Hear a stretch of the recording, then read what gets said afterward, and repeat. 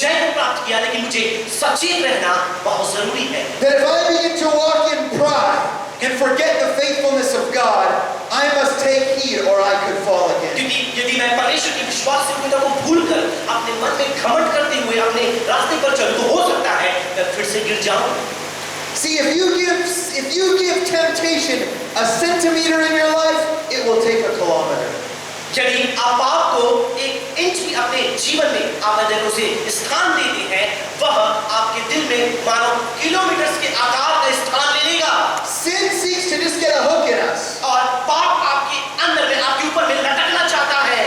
You see, we think that we will set the boundary. We'll just do a little bit of sin. We'll just give into a little bit of temptation, and we will put a boundary on sin. That's what we think. और कई बार तो हम ये सोचते हैं कि हम थोड़ा ही पाप करेंगे, हम पाप को सीमित कर सकते हैं, केवल थोड़ा सा जरा सा हम पाप करेंगे और ज्यादा नहीं करेंगे। This is very foolish thinking, for in Romans 6, the Apostle Paul says, sin desires to be a master over you. और यह तो मूर्खता है, क्योंकि वचन में प्रेरित पौलुस रोमियो के पत्र में इस बात को बताता है कि पाप तुम्हारा स्वामी बनना चाहता है।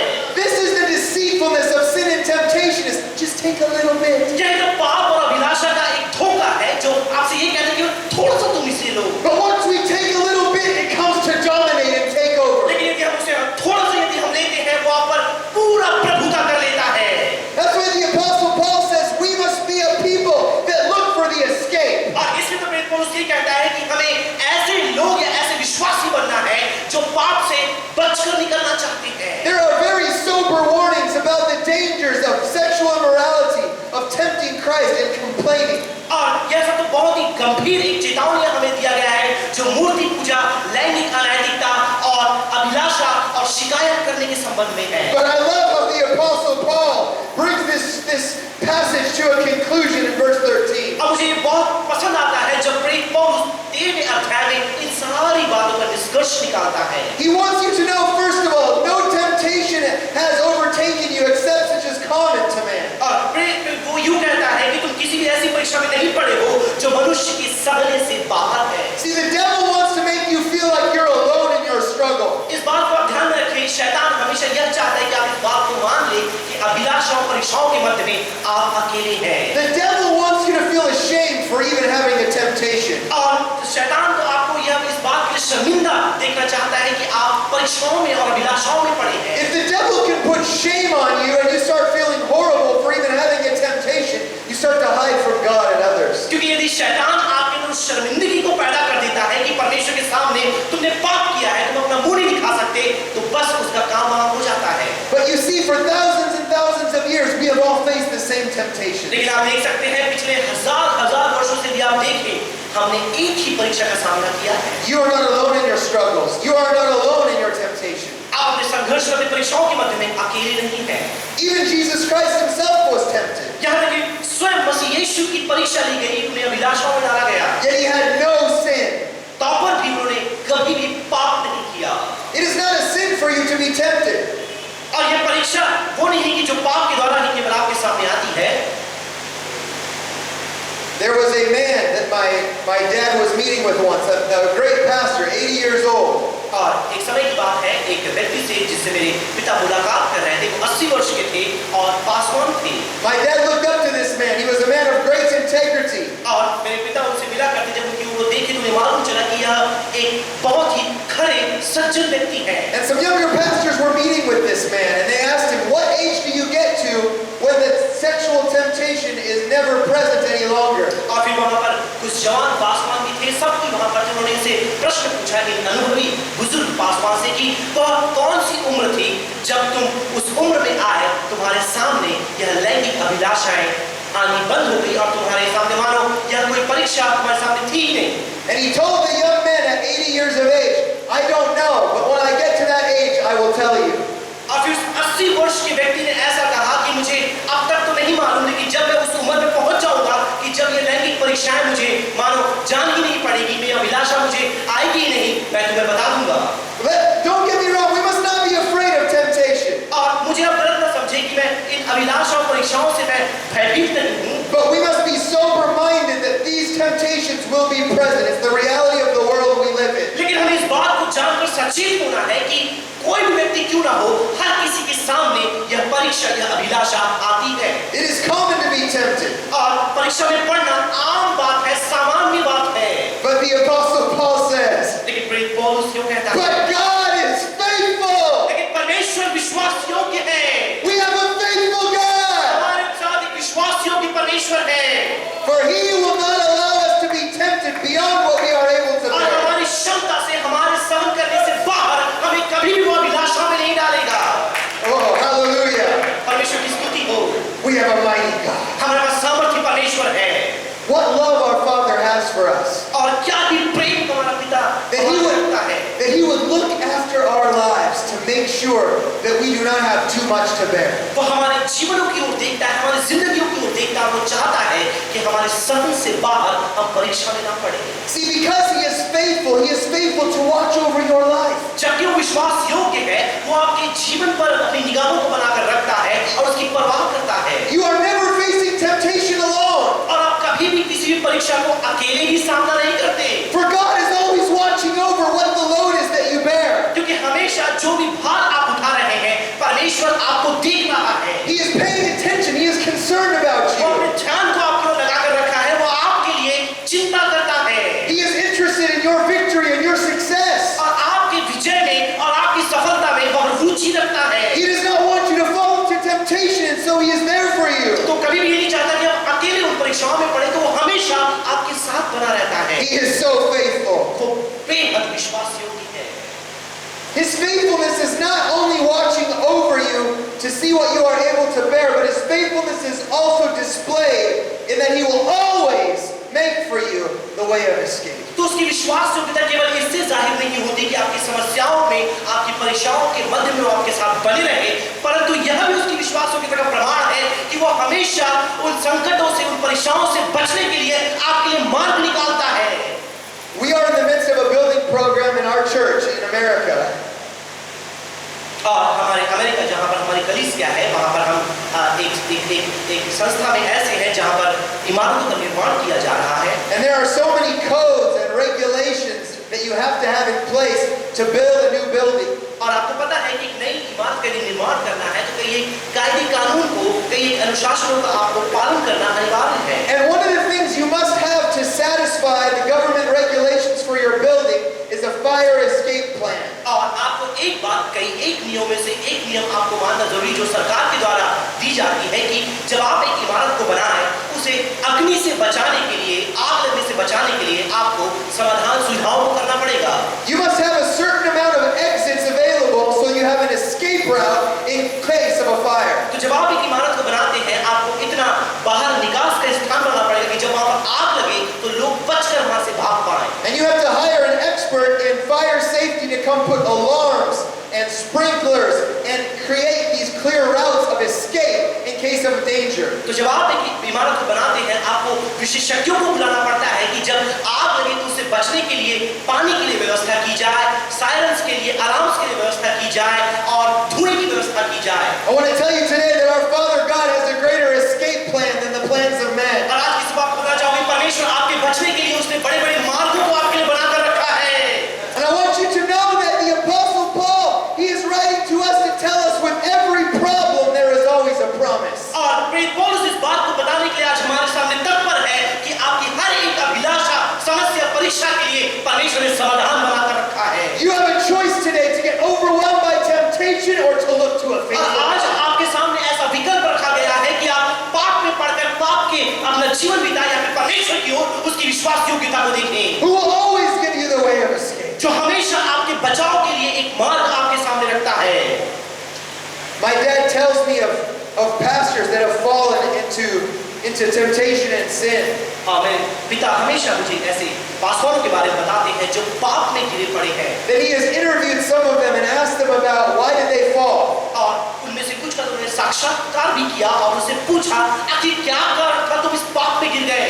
And no doubt every one of them said they got away from a simple love and devotion to Jesus. और लाजमी सी बात है कि वह मसीह यीशु के प्रति अपने भक्तिमय जीवन उन्होंने खो दिया और वो पाप में गिर गए। They studied the Bible only for knowledge and for preaching sermons, but not to grow personally in their relationship with God. तो जब भी बाइबल को पढ़ते उनका उद्देश्य यही था कि वो अच्छे प्रचार कर पाए और लोगों को अच्छी शिक्षाएं दे पाए, उनके व्यक्तिगत जीवन के विनियोग के लिए उन्होंने कुछ भी नहीं निकाला। They got busy doing the work of the ministry, but started to neglect the importance of prayer. तो भले ही वो सेवकाई के लिए अपने आप को व्यस्त करने लगे, बड़े-बड़े कार्यक्रमों में वो सम्मिलित होने लगे, लेकिन प्रार्थना के लिए जब समय अपने शैली में नहीं निकाला।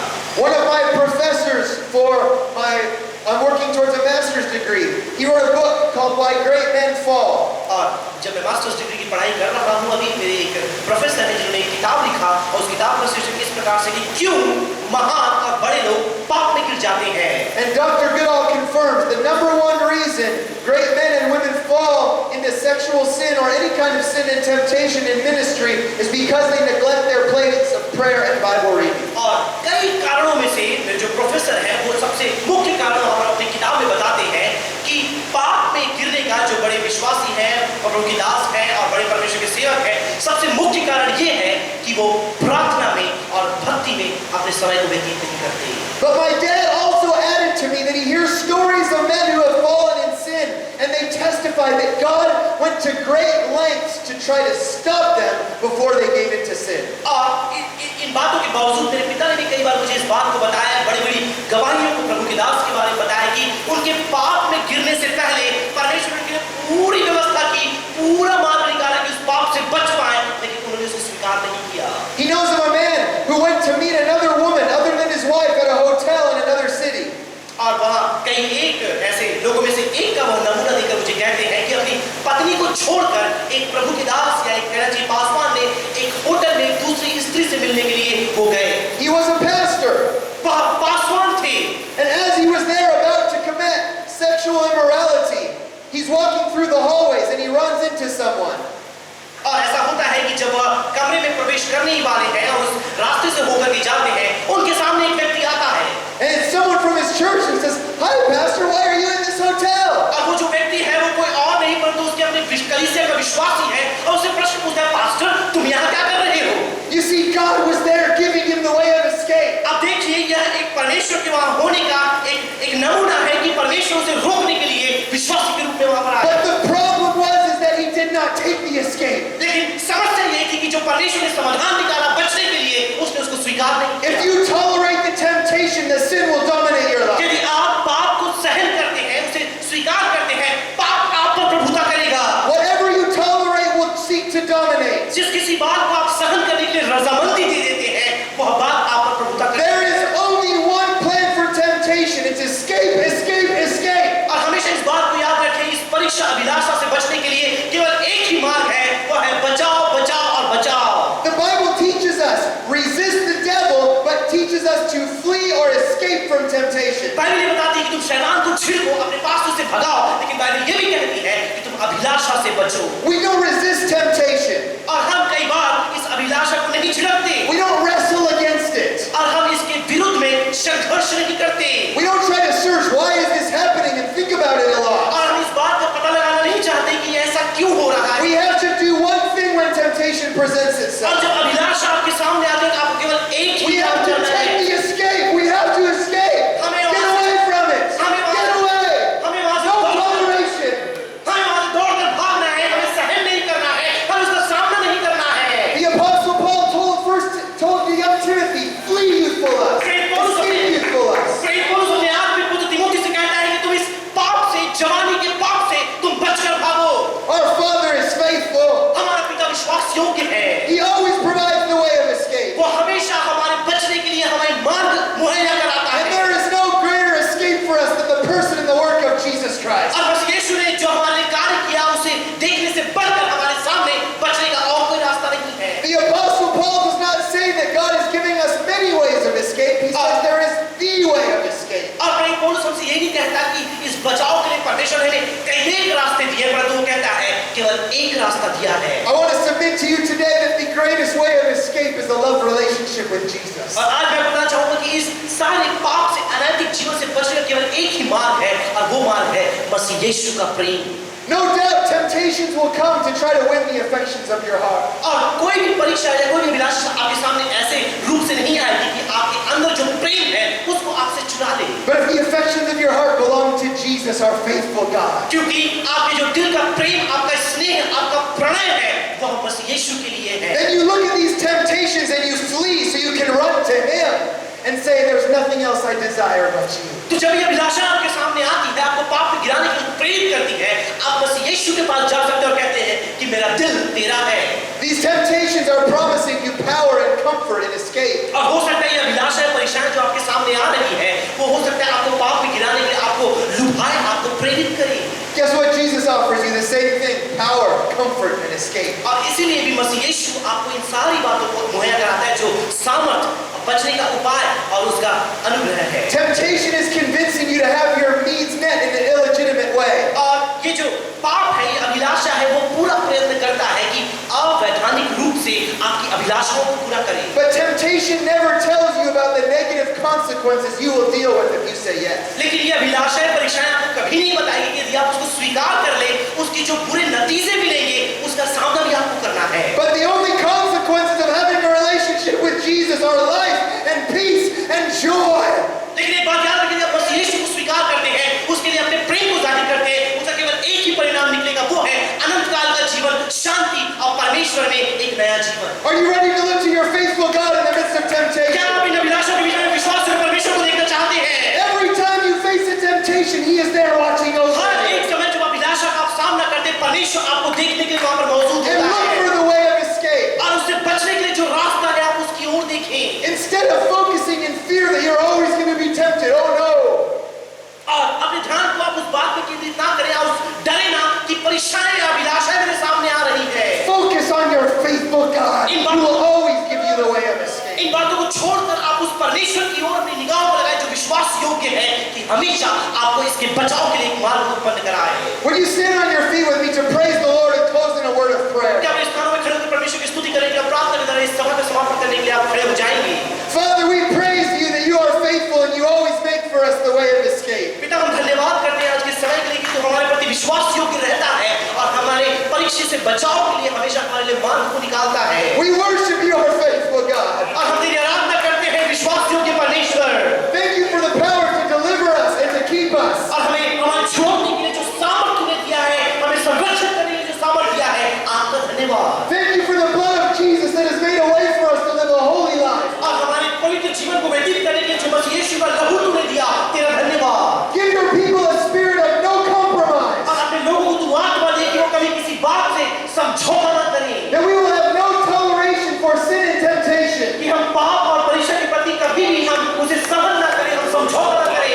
But that our hearts will be lifted up to see your faithfulness. लेकिन हमारे हृदय हमेशा इन बातों के लिए उठेगा कि हम परमेश्वर की विश्वास योग्यता को देख पाए। Deliver us from evil. हमें बुराई से छुड़ा, For yours is the kingdom क्योंकि राज्य तेरा, and the power पराक्रम and the glory forever and ever. Amen. हमेशा हमेशा तेरी ही है। Hallelujah. हालेलुया।